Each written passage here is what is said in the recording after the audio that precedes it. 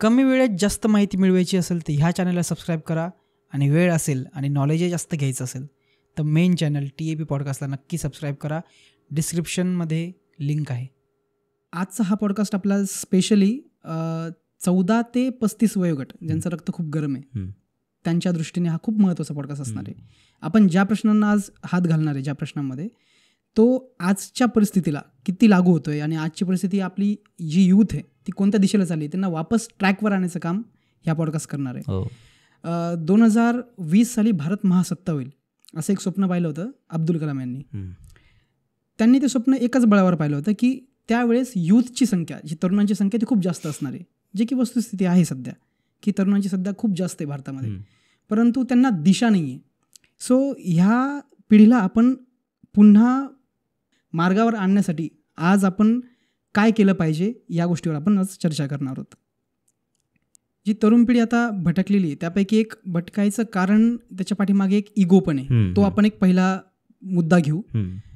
Ego किती आजकाल मुलांना किती पटकन राग येतो किंवा प्रत्येक गोष्ट किती जिवारी लावून घेतात. थोडक्यात उदाहरण खूप मोठा विकनेस झालाय. कारण तुम्ही जर बघायला गेला की सिग्नलवर तुम्हाला जर कोणी कट मारून गेलं तर तो सॉरी किंवा चुकलं किंवा सोडून देत नाही, तो स्टँड लावून उतरतो आणि भांडायला लागतो.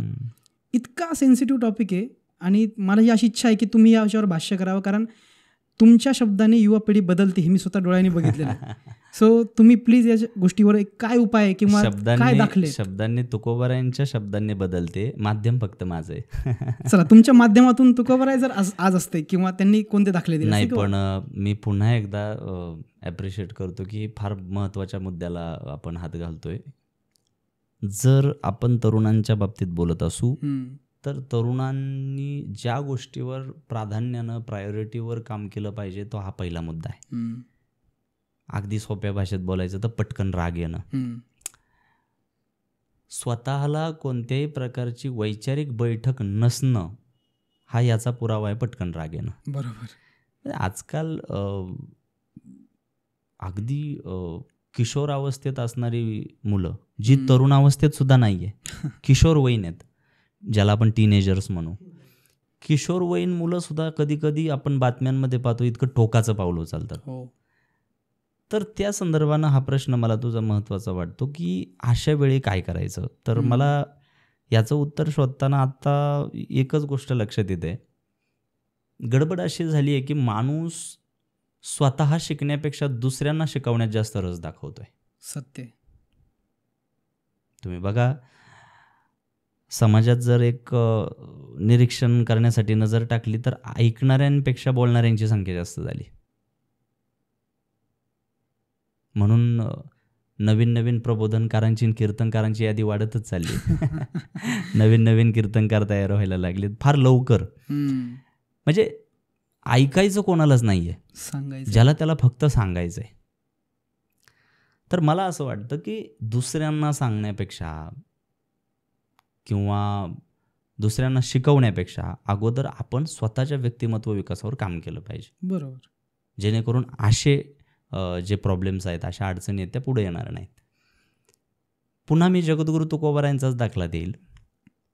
ज्या अवस्थेतून आज तू जातोय, मी जातोय, ज्या अवस्थेतून आपला युवा वर्ग जातोय की त्यांना रिअलाइज होतंय, त्यांना आज जाणवतंय की आपण चुकतोय, त्यांना जाणवतंय की आपल्याला पटकन राग येतोय, त्यांना हेही जाणवते की पटकन येणाऱ्या रागामुळे आपलं भारी नुकसान होऊ शकतं. परंतु यातून बाहेर पडण्यासाठी त्यांनी स्वतःला अंडर कंस्ट्रक्शन ठेवणं हे त्यांच्याकडून होत नाही. जगद्गुरू तुकाराम महाराज जेव्हा मानवी पातळीवर आपल्यासारखंच आयुष्य जगत होते तेव्हा ते सुद्धा ह्या टप्प्यावरून जात असताना एक दिवशी आपल्यासारखाच कलह निर्माण झाला, चिडचिड झाली, देवासमोर गेले आणि देवाला सांगतात, रात्रंदिवस आम्हा युद्धाचा प्रसंग.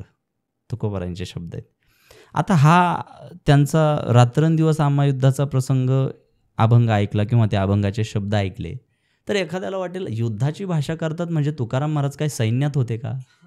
नाही. तुकाराम महाराज काही तलवार घेऊन कुठं निघाले होते का? नाही. युद्धाचा प्रसंग म्हणजे काय? त्यांनी कोणाशी भांडणं केली आहेत का? नाही. त्यांनी त्यांच्या हिताच्या आणि त्यांनी त्यांच्या डेव्हलपमेंटच्या आड येणाऱ्या प्रत्येक गोष्टीसोबत युद्ध पुकारलं होतं. अंतःकरणात असलेली नकारात्मकता, आपल्या बुद्धीमध्ये थैमान घालत असलेली दांभिकता या सगळ्या विकारांच्या विरुद्ध त्यांनी जे युद्ध छेडलं होतं, तर तुकोबाराय देवासमोर मान्य करतात की रात्रंदिवस आम्हा युद्धाचा प्रसंग, रात्रंदिवस युद्ध सुरू आहे.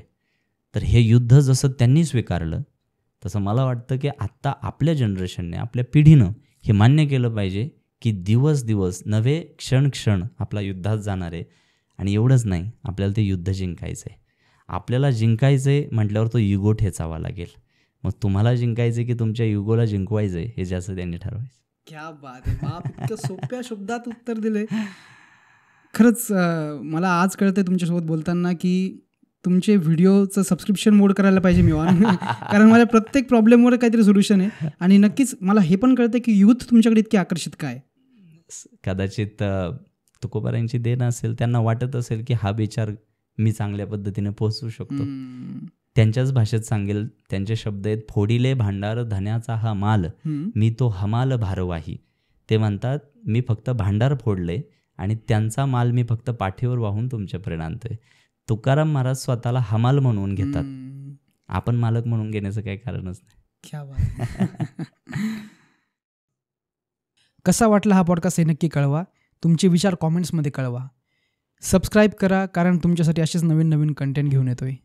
पाहत रहा TAP पॉडकास्ट.